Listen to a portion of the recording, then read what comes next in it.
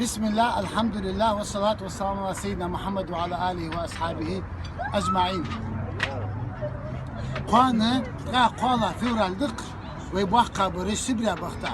دال قخيتم بوبتسارا دال جيش دوتسارا دال يسمو صوت دوتسار ساردين حدن دق أمانة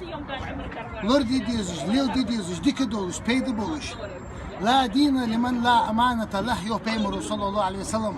أمانة دوات içine din dağıtın أمانة دوات için şimdi birlikte ham lil de duat içine dinle imanı koç dağıtın يو بيمر صلى الله عليه وسلم İslam amanetli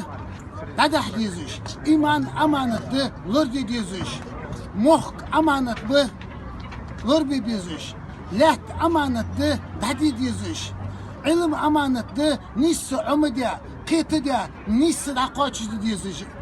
dosh amanetli dizel amanet bu laqul dalvin hamaldan ujda hamma amanetli ve peygamber sallallahu aleyhi ve sellem sadiqul amin ya xaji kutsdosh khanu baqlush amanet lorda jwa sagu ya xaj صدها بيمر بين عمدات صلى الله عليه وسلم دائما بقلي أمانة لردي دال توفيق لردينا دال احتو باقل بيه وي أمانة لردي وي مخ لردي وي دين لردي وي سي لردي والسلام عليكم ورحمة الله وبركاته.